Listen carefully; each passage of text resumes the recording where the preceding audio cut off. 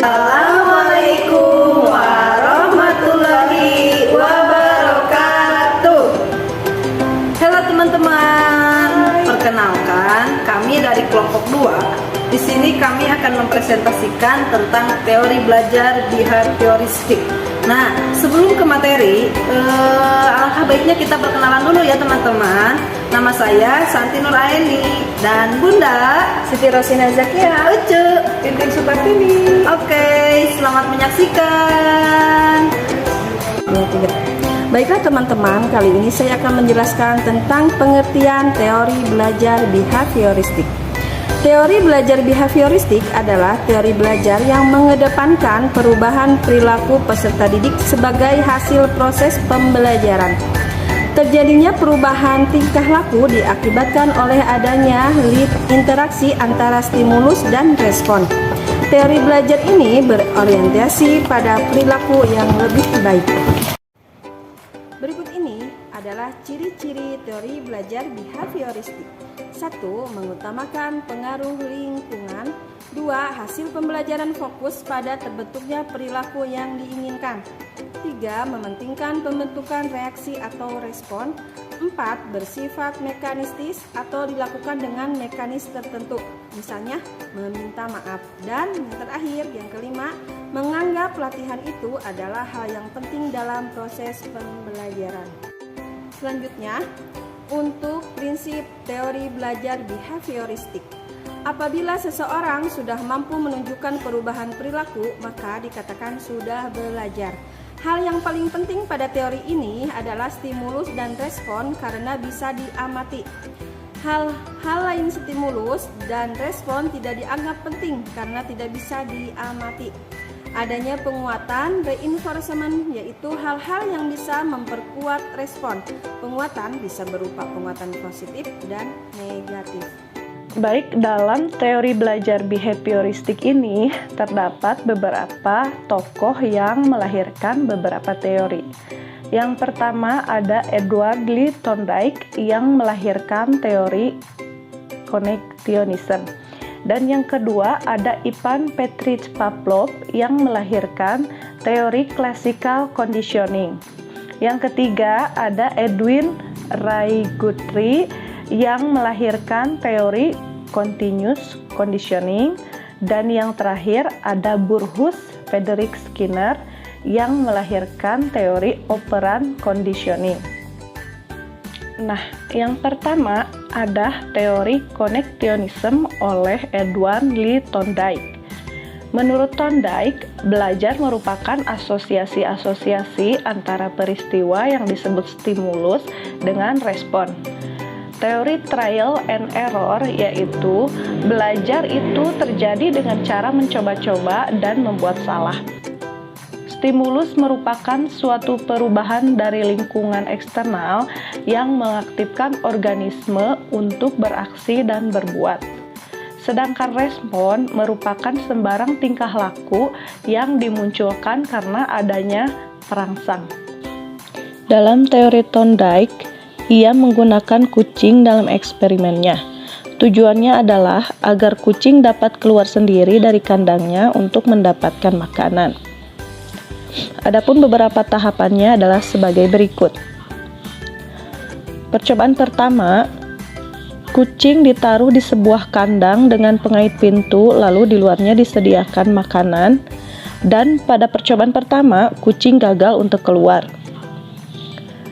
Kemudian percobaan yang kedua, kucing diletakkan di dalam kandang dengan pengait pintu sedikit direnggangkan, dan alhasil kucing dapat keluar dengan sendirinya.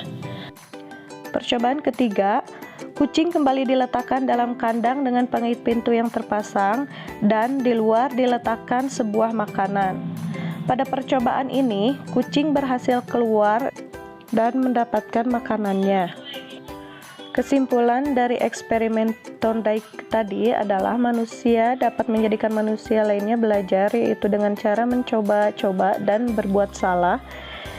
Jika dikaitkan dengan pembelajaran, guru dapat menciptakan suasana belajar yang kondusif dengan cara memberi perhatian terus-menerus sehingga murid menjadi paham. Yang kedua, ada teori classical conditioning oleh Ivan Petrich Pavlov. Classical conditioning atau pengkondisian atau persyaratan klasik adalah proses yang ditemukan Pavlov dari penelitiannya terhadap seekor anjing. Menurut Pavlov, perangsang asli dan netral dipasangkan dengan stimulus-stimulus bersyarat secara berulang-ulang sehingga memunculkan reaksi yang diinginkan. Dalam teori Ivan Pavlov, ia menggunakan eksperimennya terhadap seekor anjing. Berikut adalah tahapan-tahapannya.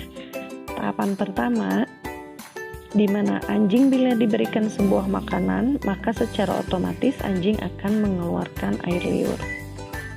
Kemudian tahapan kedua, jika anjing diberikan sebuah bel, maka ia tidak akan merespon atau mengeluarkan air liur. Tahapan ketiga, jika anjing diberikan sebuah makanan dan dibunyikan bel terlebih dahulu hingga anjing akan mengeluarkan air liur akibat pemberian makanan. Dan tahapan keempat, jika setelah melakukan berkali-kali, maka ketika anjing dibunyikan bel tanpa diberikan makanan, secara otomatis anjing akan mengeluarkan respon dengan mengeluarkan air liur dari mulutnya. Dari aktivitas-aktivitas tersebut, maka bisa ditarik kesimpulan sebagai berikut.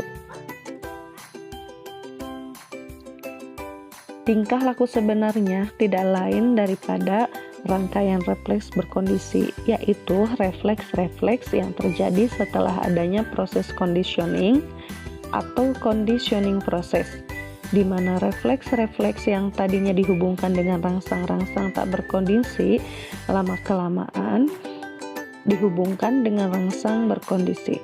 Dengan kata lain, gerakan-gerakan refleks itu dapat dipelajari dan dapat berubah karena mendapatkan latihan.